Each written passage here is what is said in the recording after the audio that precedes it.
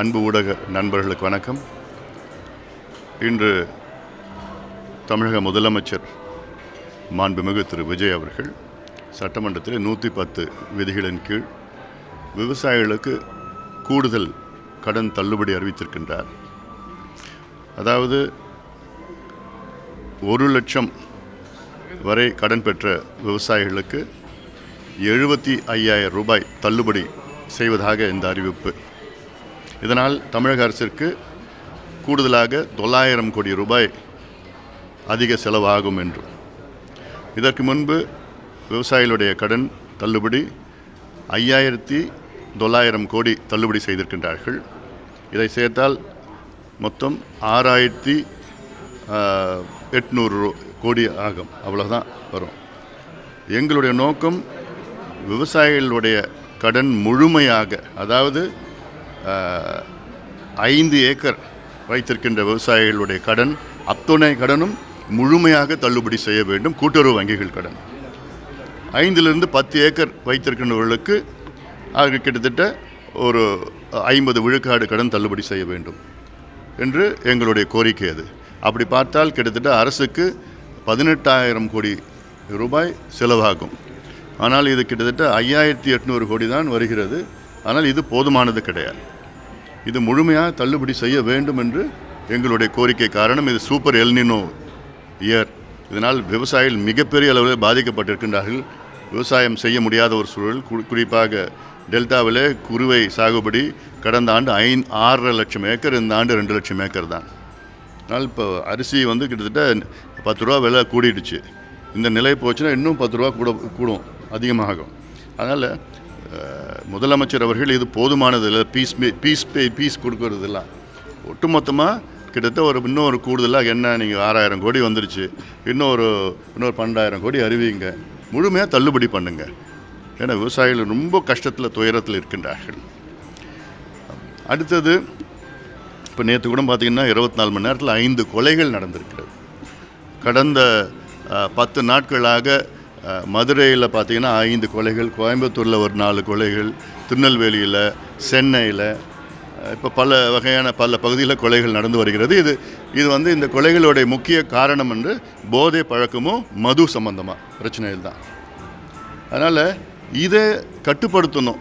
இன்னும் ஓரளவுக்கு போதை பழக்கம் கட்டுப்பாட்டில் இருக்குது. ஆனால் அது போதுமானது கிடையாது. ஏன்னா கடந்த 5 ஆண்டு காலத்தில் மிகப்பெரிய அளவில் போதை பழக்கத்துக்கு அடிமையாகி இருக்கின்றார்கள் இளைஞர்கள்.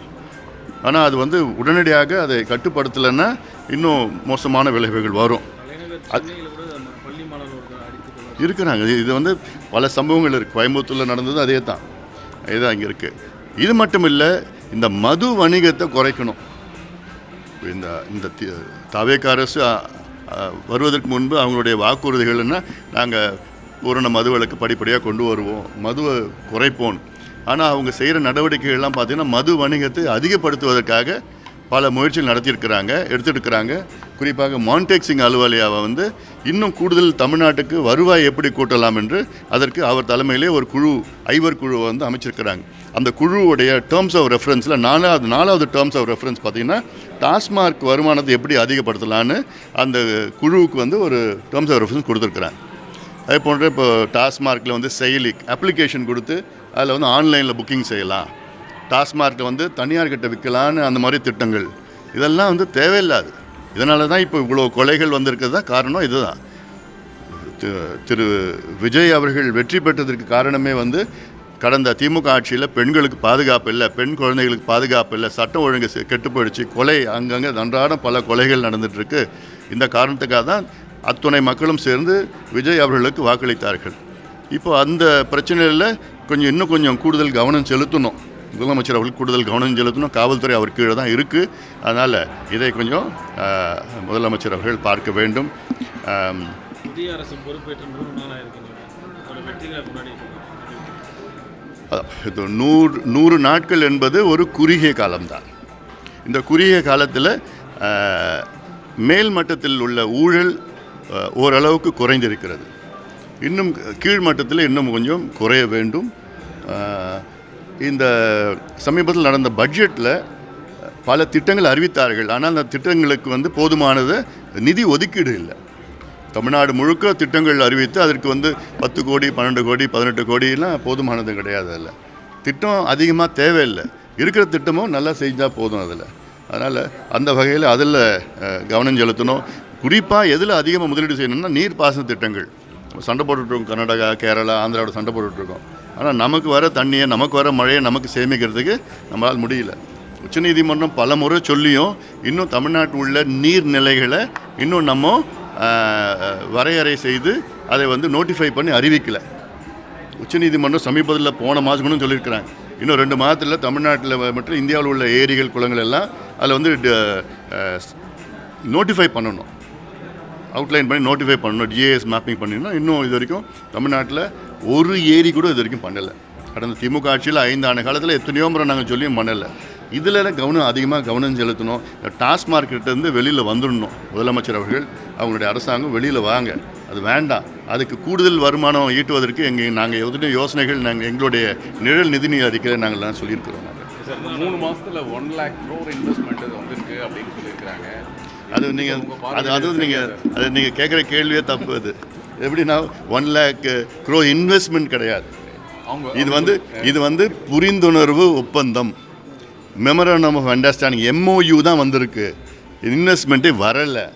இப்போ இதே தான் திமுக ஆட்சியில் அவங்க சொன்னாங்க 12,16,000 கோடி முதலீடு வந்து விட்டது என்று அப்போதைய நிதி அமைச்சரும் சரி தொழில்துறை அமைச்சரும் பல முறை சொல்லி அப்புறம் நாங்கள் ஒரு புத்தகமே வெளியிட்டோம். பொய் முதலீடு புத்தகம் வெளியிட்டோம். அந்த புத்தகத்தில் பார்த்தா 12,16,000 கோடி MOU தான் சைன் பண்ணியிருக்கிறாங்க. அதில் எவ்வளோ இன்வெஸ்ட்மெண்ட் அப்போ வந்துச்சுன்னா 98,000 கோடி இன்வெஸ்ட்மெண்ட் அவ்வளோதான் வந்துச்சு. கிட்டத்தட்ட 9% தான் இன்வெஸ்ட்மெண்ட்டே வந்தது அப்போது நாங்கள் புக்கு போட்டப்போ 5 இயர்ஸில். அதுக்கப்புறம் அது வந்து ஒரு 11-12% இன்க்ரீஸ் ஆகிடுச்சு அப்புறம் அந்த 5 ஆண்டு காலம் முடிகிறதுக்குள்ளே. அதனால் இப்போ வர்றது வந்து ஒன்லி MOUs தான். இன்வெஸ்டார் மீட்டிங்கில் எவ்வளோ MOUs தான் வந்திருக்கு. அது எவ்வளோ ஆக்சுவல் இன்வெஸ்ட்மெண்ட்டுன்னு போக தான் தெரியும். அதில் இதுவே வந்து இது எல்லாமே இந்த டிஎம்கே பீரியடில் போட்ட இனிஷியேட் அப்படின்னு டிஆர்பி ராஜா சொல்லியிருக்காரு. இவங்க எதுவுமே இனிஷியேட் பண்ணலன்னு அவருக்கு கிளைம் பண்ணியிருக்காரு. இல்லை, அது ஒரு அரசு கவர்மெண்ட் வந்து ஒரு கண்டினியூஸ் ப்ராசஸ் தான். அதனால் யார் இப்போ டிஎம்கே காலத்தில் இன்வெஸ்ட்மெண்ட் வந்து அதிமுக போட்ட அடித்தளம்னு சொல்லலாம். எப்படி வேணால் பேசிட்டு போகலாம். ஆனால் வரணும். அது வந்து இன்வெஸ்ட்மெண்ட்டாக வரணும். ஏன்னா டிஎம்கே காலத்தில் வந்து நிறைய தொழிற்சாலைகள் வந்து ஆந்திரா, தெலுங்கானா, குஜராத், மகாராஷ்டிராவுக்கு போயிடுச்சு. ஏன்னா இங்கே கரப்ஷன் அதிகமாக நிறைய இருந்தாலும் கட்டுமானங்கள் இல்லை, இன்ஃப்ராஸ்ட்ரக்சர் இல்லாதனால அவங்க எல்லாமே அங்கே போயிட்டாங்க. நிறைய பேர் அங்கே போயிட்டாங்க. அவங்கெல்லாம் திருப்பி கூட்டிகிட்டு வரணும். ரெண்டாவது வந்து இன்வெஸ்ட்மெண்ட் வந்தால் போதாது, வேலை வாய்ப்பு உருவாகணும். வேலை வாய்ப்பு வந்தால் போதாது, உள்ளூர் இளைஞர்களுக்கு வேலை கிடைக்கணும். அதற்கு சட்டத்தை தாவைக்க அரசு கொண்டு வரணும். என்ன சட்டம்னா, தமிழ்நாட்டில் உள்ள தனியார் தொழிற்சாலைகளுக்கு வேலை வாய்ப்பில் 80 விழுக்காடு வேலை வாய்ப்புகள் உள்ளூர் இளைஞர்களுக்கு கொடுக்க வேண்டும் என்று சட்டம் கொண்டு வர வேண்டும். இந்த சட்டம் ஆந்திராவில் இருக்குது, கர்நாடகாவில் இருக்குது, மகாராஷ்டிரா, ஹரியானாவில் இருக்குது. தமிழ்நாட்டிலையும் இது கொண்டு வந்தாலும் இது டிவிகேவுடைய வாக்குறுதி, தேர்தல் வாக்குறுதி. இது சட்டம் கொண்டு வரதுல எந்த தப்பும் கிடையாது, எந்த பிரச்சனையும் கிடையாது. இதில் வந்து நிதி ஆதாரமும் தேவைப்படாது, ஃபினான்ஷியல் எதுவுமே கிடையாது, லாஸ்னால் இல்லை. சட்டம் கொண்டு வாங்க, வேலை வாய்ப்பு இன்னும் தானாக உருவாக போகுது. காவிரி இஷ்யூ இன்னும் போயிட்டுருக்கு சார். இன்றைக்கியும் கூட சுப்ரீம் கோர்ட்டில் கேஸ் போயிட்டுருக்கு. இன்னும் ஒரு சொல்யூஷன் வரல, தண்ணியும் வரல. சரி, இப்போ காவிரி பிரச்சனை என்னென்னா, சமீபத்தில் காவிரி போர்டு டெல்லியில் வந்து நீர்ப்பாசன திட்டம் அமைச்சிருக்கிறது கீழ் வந்து காவிரி ஒழுங்காற்று ஆணையம் வந்து 3 முறை இந்த 1 மாதத்தில் சந்தித்து அதில் ஒவ்வொரு முறையும் கர்நாடகா, தமிழ்நாடு தண்ணி விடணும்னு சொல்லியிருக்கிறாங்க. 3 முறை சொல்லியும் ஒரு முறையோடு கர்நாடகா தண்ணி விட்டது கிடையாது. இப்போ எப்படின்னா, கர்நாடகாவில் 4 அணைகள் இருக்குது. அந்த 4 அணைகளில் தண்ணி கொள்ளளவு பார்த்திங்கன்னா 80 விழுக்காடு இருக்குது. கபடியில் வழிஞ்சிட்டு இருக்குது. ஹேமாவதி, ஹாரங்கிலாம் 97% இருக்குது. கேஆர்எஸில் வந்து 65% இருக்குது. அதாவது அவங்க மொத்தம் அந்த 4 டேம் கெப்பாசிட்டி கர்நாடகாவில் பார்த்தீங்கன்னா 115 TMCயில் 90 TMC தண்ணி அங்கே இருக்குது. மேட்டூர் டேமில் 42 TMC இருக்குது. இதில் என்ன கொடுமைன்னா, ஜூன் மாதம் கர்நாடகா தமிழ்நாட்டுக்கு வந்து 9.1 TMC தண்ணி விடணும். ஜூலை மாதம் 32 TMC விடணும். ஆகஸ்ட் மாதம் 45 TMC விடணும். மொத்தத்தில் 65 TMC இந்த 3 மாதத்தில் விட்டுருக்கணும். எவ்வளோ தெரியுமா விட்டுருக்காங்க? 6 டிஎம்சி. இது சுப்ரீம் கோர்ட்டுடைய டைம் டேபிள். இது 3 முறை மத்தியில் அழுத்தம் கொடுத்தும் விடலை. கேட்டால் தண்ணி இல்லைன்னு. தண்ணி இருக்குது, அவ்வளோ தண்ணி இருக்குது, ஆனால் மனசு வரல. இதில் மேகதாது கட்டிட்டாங்கன்னா இந்த தண்ணியும் நமக்கு கிடைக்காது. அதனால் கர்நாடகா யார் சொன்னாலும் கேட்குற நிலையில் கிடையாது. நம்முடைய அணுகுமுறை சட்ட ரீதியிலையும் சரி, சுப்ரீம் கோர்ட்டில் போகணும், மத்திய அரசை பார்க்கணும், அழுத்தம் கொடுக்கணும், ஒரு அனைத்து கட்சி கூட்டத்தை கூட்டணும். ஏன் கூட்ட மாட்டுறாங்கன்னு எனக்கு புரியல. மறுசீரமைப்புக்கு கூட்டுறீங்க, அது அனைத்து கட்சி கிடையாது, அனைத்து சட்டமன்ற நாடாளுமன்ற கூட்டத்தை கூட்டுறீங்க. காவிரி பிரச்சனைக்கு ஏன் கூட்ட மாட்டுறீங்க? என்ன பிரச்சனை?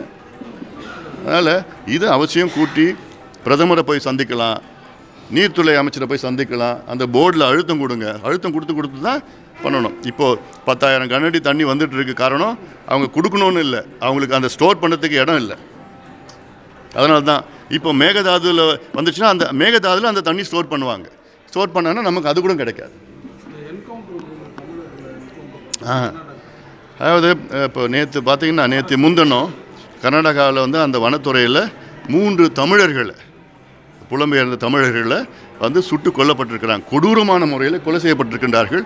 அங்கே காவிரி கர்நாடகாவோட வனத்துறையை சார்ந்தவர்கள். காரணம் இவங்க வந்து ஏதோ மான் வேட்டைக்கு போனாங்க, அதெல்லாம் போயிட்டு ஒரு பொய்யான காரணத்தை சொல்லியிருக்கிறாங்க. இதற்கு வந்து ஏன் அந்த கொலை நடந்ததுன்னு சிபிஐ விசாரணை வந்தால் தான் நமக்கு தெரியும். என்ன நடந்தது, என்ன பிரச்சனை நமக்கு தெரியும். நான் அங்கே இருக்கிறவங்க சும்மா விசாரணை பண்ணால் ஒன்றும் ஆக போகிறது கிடையாது. அதில் மட்டும் இல்லை, அவங்க ஏதோ 15 லட்சம் நிதி கொடுத்துருக்குறாங்க. அதனால் 1 கோடி ரூபாய் கொடுக்கணும்.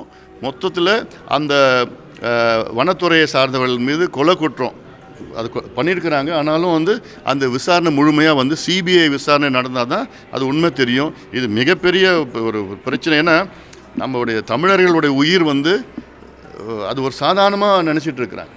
ஏன்னா இதுக்கு முன்பு கூட அந்த மேட்டூர் பகுதியில் பார்த்திங்கன்னா, அந்த கொளத்தூர் பகுதியில் பார்த்தா, மேட்டூரில் கர்நாடகா ஏரியாவில் பல முறை வந்து ஒவ்வொரு ஆண்டும் வந்து சுட்டு கொல்லப்படுகிறார்கள் தமிழர்கள்.